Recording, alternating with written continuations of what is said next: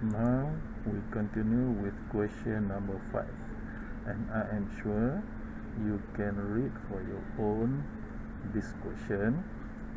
And to answer this question, the first step is you have to list what is given from the question.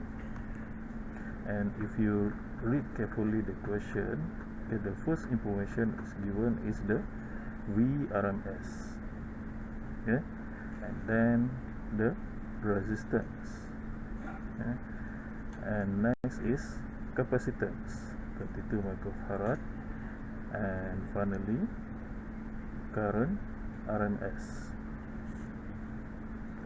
Okay, once you have list all the what is given from the question, and to answer the first question, to calculate the impedance, and if we look at the listed given from the question, then we have to use this equation to calculate the impedance. Okay, this equation is similar with V equal IR. Okay, we cannot use the frequency since frequency is not given. Then we use this equation and substitute VRMS and IRMS. From here we can calculate the impedance. So the first mark comes from the substitution, and second mark comes from the correct final answer with correct unit. Next is to calculate the reactance, so we use this equation.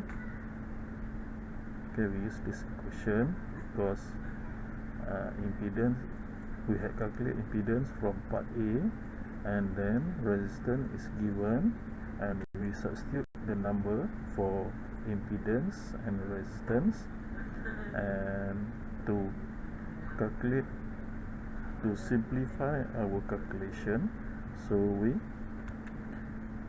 square both left and right hand side, and from here we can calculate the reactance, and finally we have answer for reactance for capacitor. And again, the first mark comes from the substitution, either you show this substitution or this substitution, and second mark for the correct answer with unit. And then to calculate the frequency, we use this equation, and then we substitute for reactance and also capacitance, and the only unknown here is the frequency, and finally we can calculate the frequency.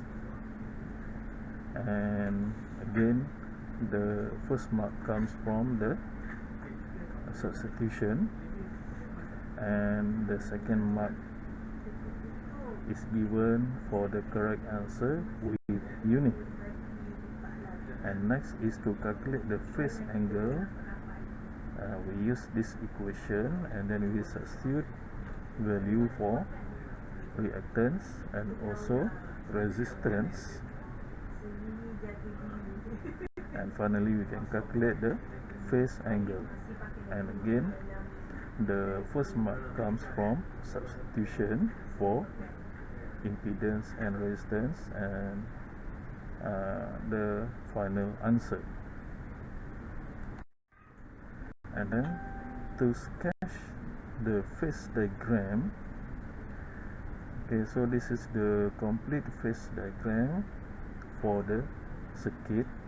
So the first mark comes from when you show the voltage, resistance across the voltage and current are in phase. Okay, and then second marks come from the